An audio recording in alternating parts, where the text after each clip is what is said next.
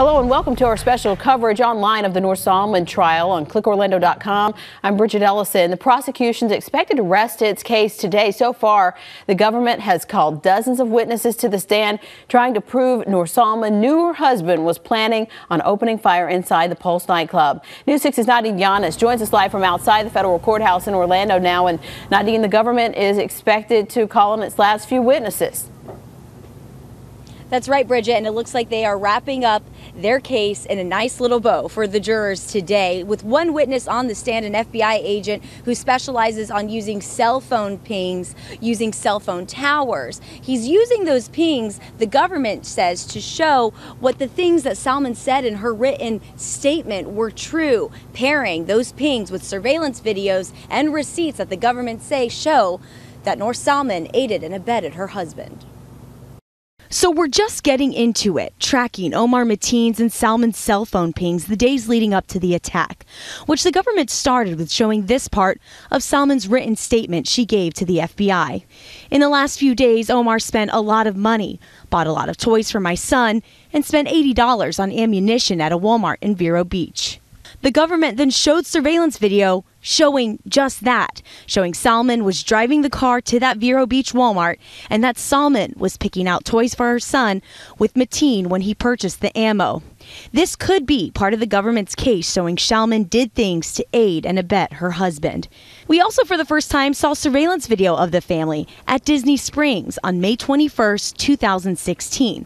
This is the first time we heard they went to Disney Springs before Salman said they were there on June 8th. The family visiting there at least 2 times. The government showing it was at Disney Springs. Ironically, Mateen looked at the ISIS video they say inspired him, calling on attacks in the U.S. So before my noon live shot, they had just gotten up to the point to a couple of weeks before the attacks, taking us through the timeline, using those surveillance videos and receipts and cell phone pings. But just before they broke for lunch, they got down to the timeline of when Mateen and Salman was at Disney Springs on June 8th. They also showed video of Mateen purchasing the Sig Sauer the government says he used in the attack. But Bridget, I gotta tell you, it was chilling today to see that video of the family together in that Walmart purchasing these items, because when they went to go check out, it was Mateen and Salman's son, the 3-year-old boy, who put his Paw Patrol toy up on that cash register right next to the ammo that Mateen bought just weeks before the attack. And this is important for the government's case, because for the aiding and abetting charge, to find Salman guilty, it isn't just simply that she knew, it's that she has to have done something to help her husband. And the government says that could be something so simple as just driving him to the Walmart that day, which is what that video showed today. That's a chilling contrast, thinking about the toys next to the ammunition, Nadine. And we're also learning about several text messages that were deleted from Salman's phone.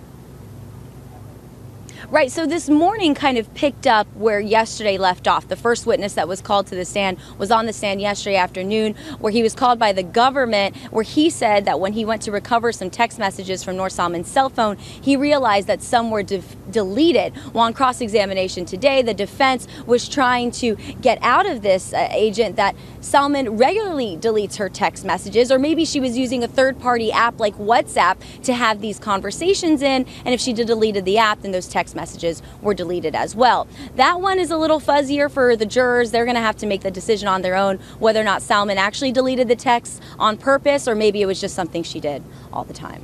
Okay, Nadine, thank you for that breakdown. And for more legal analysis, joining me now, legal analyst Rick Jansha. Thank you for coming back in. You were also in court this morning, and you were very much impressed with what you saw compared with some previous days. Yeah, absolutely. I was concerned this morning that the government would not bring in these cell tower pings to show exactly where each person was during the time that certain events occurred. Today, I've been practicing law 41 years. They hit it out of the ballpark. They tied up the evidence in the best fashion I've ever seen. They used the cell tower locations, explained the dates, the times where both phones were, and then showed them going to the Walmart, showed the video inside, showed the receipts, and also what I think would have had a big impact on the jury, they had the agent read portions of Noor Salman's statement.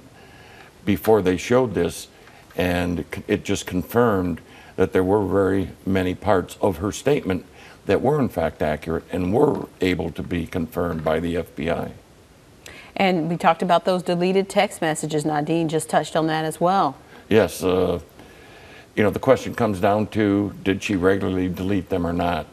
But certain text messages were deleted at a critical time.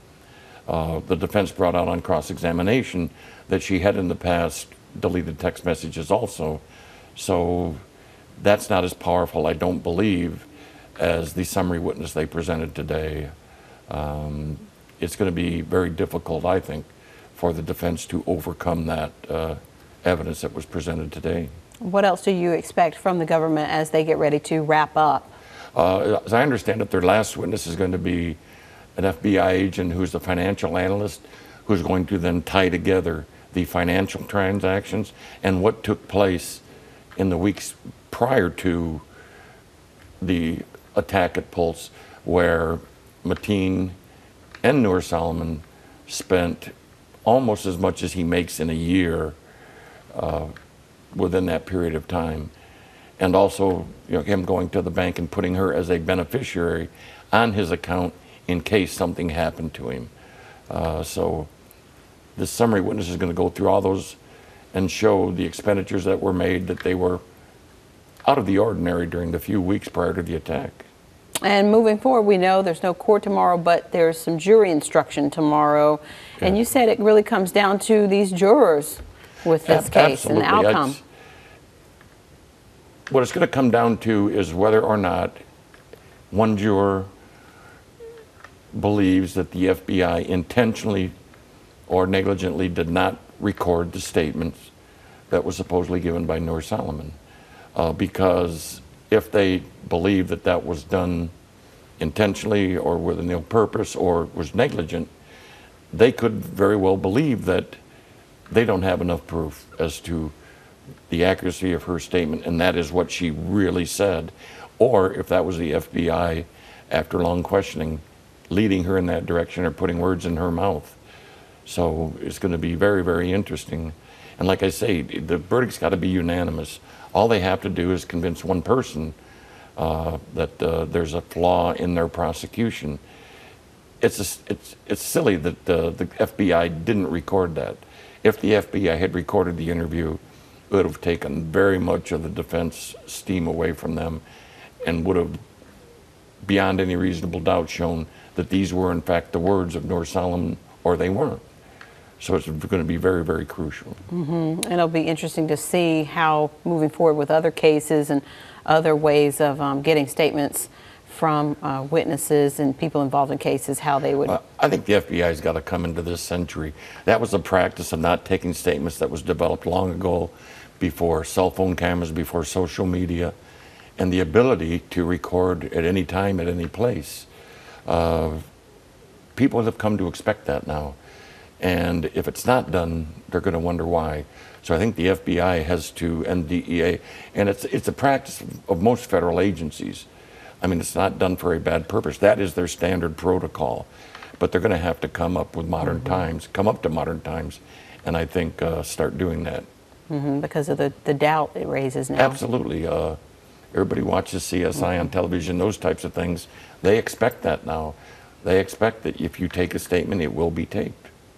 Okay, thank you, Rick, for joining us. And of course, News 6 and Click Orlando will have all of the information you need. And we have our crew out there, our reporters at the trial every day, bringing you the latest developments from inside the courtroom.